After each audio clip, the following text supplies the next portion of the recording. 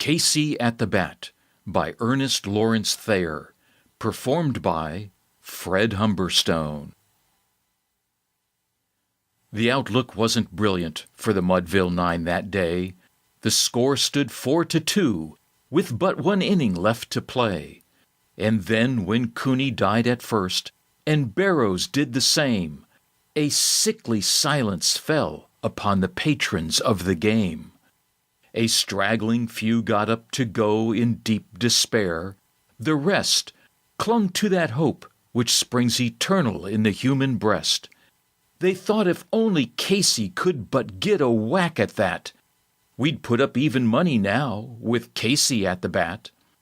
But Flynn proceed Casey, as did also Jimmy Blake, and the former was a no-good, and the latter was a fake.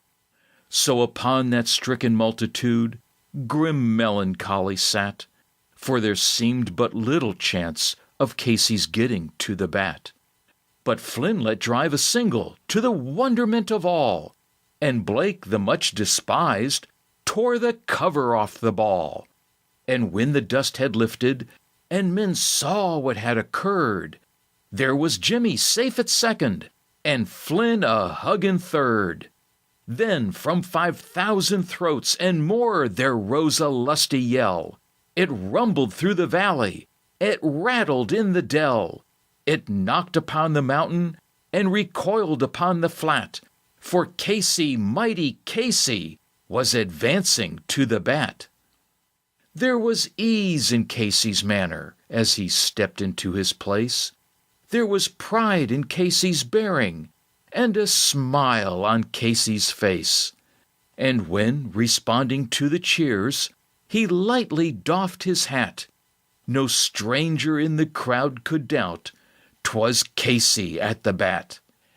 10,000 eyes were on him as he rubbed his hands with dirt. 5,000 tongues applauded as he wiped them on his shirt.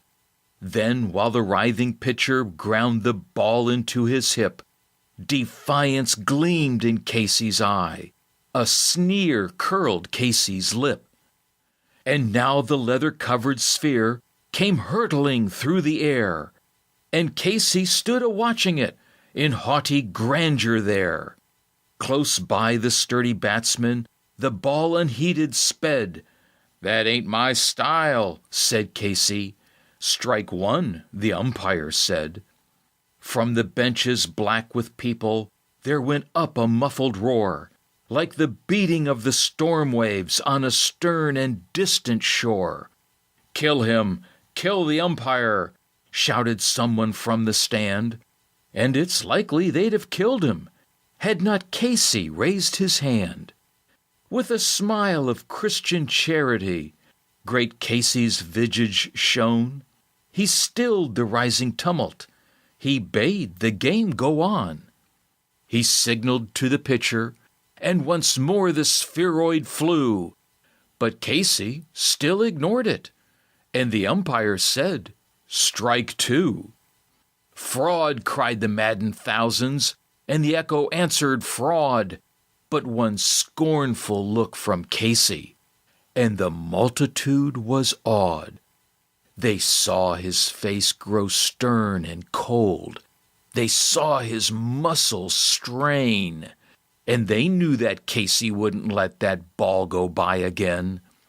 The sneer is gone from Casey's lip. His teeth are clenched in hate. He pounds with cruel violence his bat upon the plate. And now the pitcher holds the ball, and now he lets it go. And now the air is shattered by the force of Casey's blow. Oh, somewhere in this favored land the sun is shining bright. The band is playing somewhere, and somewhere hearts are light.